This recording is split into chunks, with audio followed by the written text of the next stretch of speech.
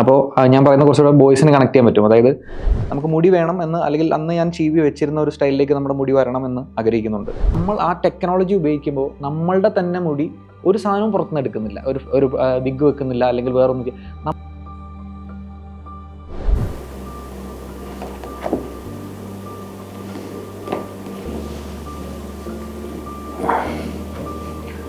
Hi, എന്നെ സംബന്ധിച്ചോളം മുടി എന്ന് പറയുന്നത് ഒരു പ്രധാനപ്പെട്ട കാര്യം തന്നെയാണ്. അപ്പോൾ ഞാൻ പറയുന്ന ഒരു പക്ഷേ ബോയ്സിന് കുറച്ചുകൂടി കണക്ട് ചെയ്യാൻ പറ്റും. അതായത് സ്കൂളിലൊക്കെ പഠിക്കുമ്പോൾ, ഹൈസ്കൂളിലൊക്കെ പഠിക്കുമ്പോൾ, അല്ലെങ്കിൽ കോളേജിലൊക്കെ പഠിക്കുമ്പോൾ നമുക്ക് ആകെ ഒരു മേക്കപ്പ് ഇടാൻ പറ്റുക എന്ന് പറയുന്നത് നമ്മുടെ മുടിയാണ്. അതായത് നമ്മൾ സ്കൂളിൽ പഠിക്കുന്ന സമയത്ത് എൻ്റെ പോക്കറ്റിൽ എപ്പോഴും ചീപ്പ് ഉണ്ടാവും. അപ്പോൾ ഞാൻ പറയുന്ന കുറച്ചുകൂടെ ബോയ്സിന് കണക്ട് ചെയ്യാൻ പറ്റും. അതായത് ആ ചീപ്പ് എടുത്ത് ക്ലാസ്സിൽ ടീച്ചർ അങ്ങോട്ടൊന്ന് തിരിഞ്ഞാൽ ആ സമയത്തൊന്ന് മുടി ചീവിട്ട് വേഗം പോക്കറ്റിൽ തിരികെ വെക്കുന്ന ഒരാളായിരുന്നു. കാരണം നമുക്കൊരു കാറ്റടിച്ചോ എൻ്റെ ഹെയർ സ്റ്റൈൽ പോയോ എന്ന് ചിന്തിക്കുന്ന ഒരു ഇത് കുറച്ചുകൂടെ ബോയ്സിനെ ഞാൻ പറഞ്ഞ് കണക്ട് ആക്കും. അപ്പോൾ ഒരു ഘട്ടം കഴിഞ്ഞപ്പോൾ നമുക്കത് മുടി ഇങ്ങനെ കുറേ ആയപ്പോൾ അത് അങ്ങനെ അതിലൊരു മാറ്റം വരുത്തേണ്ടി വന്നു. അത് നമുക്ക് എന്താ പറയുന്ന അത് തിരിച്ചു വരണമെന്ന് ആഗ്രഹിക്കുന്നുണ്ട് ഒരുപാട്. ആ ഒരു സമയം നമുക്ക് മുടി വേണം എന്ന്, അല്ലെങ്കിൽ അന്ന് ഞാൻ ചീവി വെച്ചിരുന്ന ഒരു സ്റ്റൈലിലേക്ക് നമ്മുടെ മുടി വരണമെന്ന് ആഗ്രഹിക്കുന്നുണ്ട്. അപ്പോൾ അങ്ങനെ എനിക്ക് പക്ഷേ അങ്ങനെ ബിഗ് വെക്കാനോ അങ്ങനെയൊന്നും നമുക്കൊരു താല്പര്യമില്ല. അപ്പോൾ അങ്ങനെ പൂർണ്ണമായിട്ട് പോയിട്ടില്ല. എന്നാൽ നമ്മുടെ മുടി ചെയ്യാനുള്ള മുടി നമുക്കില്ല. അത് ഓഫ് കോഴ്സ് അത് ഷെഡായിപ്പോയി ഇല്ല. പിന്നെ റിസർച്ച് ചെയ്തപ്പോഴാണ് ഞാൻ മനസ്സിലാക്കുന്നത് നമ്മൾ അതിൻ്റെ ഒരു ആറ്റിറ്റ്യൂഡ് മാറ്റം എന്നിലുണ്ടായി. ആറ്റിറ്റ്യൂഡ് മാറ്റം എന്ന് വെച്ചാൽ വേറൊന്നുമല്ല, നമ്മൾ ആ ടെക്നോളജി ഉപയോഗിക്കുമ്പോൾ നമ്മളുടെ തന്നെ മുടി ഒരു സാധനവും പുറത്തുനിന്ന് എടുക്കുന്നില്ല, ഒരു ബിഗ് വെക്കുന്നില്ല, അല്ലെങ്കിൽ വേറൊന്നും. നമ്മളുടെ തന്നെ ഹെയർ എടുത്ത് നമ്മൾക്ക് ബാൾഡ് പാറ്റേൺ ഇല്ലാത്ത മുടി ഫിക്സ് ചെയ്ത് അത് അവിടെ നട്ടുവെക്കുന്ന പ്രൊസീജിയറാണ്. അത് തന്നെ വളർന്നു വരും. അപ്പോൾ അതൊരു ടെക്നോളജിയുടെ അഡ്വാൻസ്മെൻ്റ് ആണ്. അപ്പോൾ ഇത്തരം ടെക്നോളജി ഇവിടെ ഉള്ളപ്പോൾ അതിനെ ഞാൻ എൻ്റെ ജീവിതത്തിലേക്ക് കൊണ്ടുവന്നാൽ എനിക്കത് യൂസ് ചെയ്യാം, അത്രേ ഉള്ളൂ. അപ്പോൾ അങ്ങനെ ഞാൻ ഇതിലേക്ക് വരുമ്പോൾ ഞാൻ ഷോർട്ട് ലിസ്റ്റ് ചെയ്യണം എന്ന് തീരുമാനിച്ചു. അപ്പോൾ ഞാൻ കുറേ റിസർച്ച് ചെയ്തു. അതിൽ തന്നെ ഞാൻ ഒരു 3ഓളം ഇതിലേക്ക് ഫൈനൽ ഷോർട്ട് ലിസ്റ്റ് ചെയ്തു. അതിലൊന്നാണ് ഹെയറോക്രാഫ്റ്റ്. അപ്പോൾ ഹെയറോക്രാഫ്റ്റ് എന്തുകൊണ്ട് തിരഞ്ഞെടുത്തു എന്നുള്ളതാണ് അടുത്തൊരു ക്വസ്റ്റ്യൻ വരിക.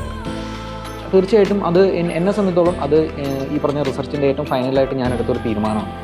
കാരണം ഈ ടെക്നോളജി നമ്മൾ യൂസ് ചെയ്യുമ്പോൾ അതിൻ്റെ ഏറ്റവും നല്ല രീതിയിൽ ഇതെവിടെ പ്രൊവൈഡ് ചെയ്യുന്നു എന്നുള്ളത് ഒരു പ്രധാനമാണ്.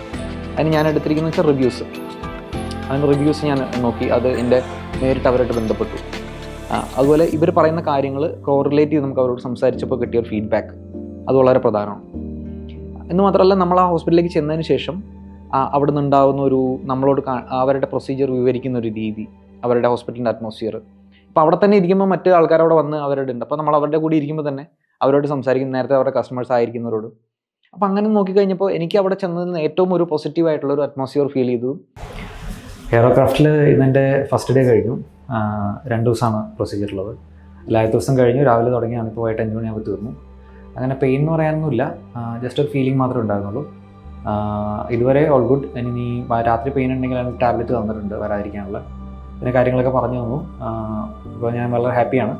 എന്തായാലും സെക്കൻഡ് ഡേയും കൂടെ ഇങ്ങനെ തന്നെ പോകുമെന്ന് വിചാരിക്കുന്നു. അത് കഴിഞ്ഞിട്ട് കാണാം. അപ്പം ഞാൻ പറയുന്നത് വെച്ചാൽ ഭയങ്കര റേറ്റ് കുറച്ച് ചെയ്യുന്ന ആൾക്കാരുണ്ടാവാം. അപ്പം ഞാൻ ഒരിക്കലും എടുക്കാറില്ല എൻ്റെ ഒരു റിസർച്ചിൽ. കാരണം ഭയങ്കര റേറ്റ് കുറയുന്നു എന്ന് പറയുമ്പോൾ തന്നെ നമുക്ക് പേടിയാണ്. ഇപ്പോൾ ഇന്നത്തെ കഥകളൊക്കെ കേട്ടിട്ടുണ്ടല്ലോ. അപ്പോൾ ഞാൻ പറഞ്ഞു വെച്ചാൽ സാധാരണക്കാർക്ക് താങ്ങാൻ പറ്റുന്ന ഒരു റേറ്റിൽ ചെയ്യുക എന്നുള്ളതാണ്. അത് എന്നെ സംബന്ധിച്ചോളം ഇവിടെ എനിക്കത് ഓക്കെയാണ്. എന്നാൽ വലിയ റേറ്റും അല്ല, കൂടുതലും അല്ല. അപ്പോൾ അതാണ് എൻ്റെ വേറൊരു കാര്യം. എൻ്റെ റിസർച്ചിൻ്റെ ബേസിസിലാണ് ഞാൻ ഹെയറോക്രാഫ്റ്റിലേക്ക് എത്തിയിരിക്കുന്നത്. എന്നാൽ ഇനിയിപ്പോൾ ഞാൻ പ്രൊസീജിയർ ചെയ്യാൻ പോവുകയാണ്. ഒരു ത്രില്ലുണ്ടോയെന്ന് ചോദിച്ചാൽ ത്രില്ലുണ്ട്. പക്ഷേ ടെൻഷൻ ഉണ്ടോയെന്ന് വെച്ചാൽ ടെൻഷനില്ല. പക്ഷേ എന്താവും എന്നുള്ളൊരു ഇതുണ്ട്. എന്തായാലും നോക്കാം നമുക്ക്. ഞാൻ 100% കോൺഫിഡൻ്റ് ആണ്. നന്നായിട്ട് വരുമെന്ന് വിചാരിക്കുന്നു. അപ്പം ഞാൻ എന്തായാലും ഹെയറോക്രാഫ്റ്റിലാണ് എൻ്റെ ഒരു വിശ്വാസം ഞാൻ അർപ്പിച്ചിരിക്കുന്നത്. I M thrilled. അതുപോലെ തന്നെ ആ ഒരു 20 വയസ്സിലുള്ള ഒരു മുടി പോലെ എൻ്റെ തിക്കായിട്ടുള്ളൊരു ഹെയർ വരണം എന്നുള്ളൊരു ഡ്രീമിൽ തന്നെയാണ് നിൽക്കുന്നത്. മുടി ചീപ്പ് മേടിക്കാൻ പോവുകയാണ് വീണ്ടും മുടി ചെയ്യുവാനായിട്ട്. കാരണം കുറേ നാളായിട്ട് മുടി ചെയ്യേണ്ട ആവശ്യം വന്നിട്ടില്ല, കൈകൊണ്ട് ഒതുക്കേണ്ട ആവശ്യമുള്ളൂ.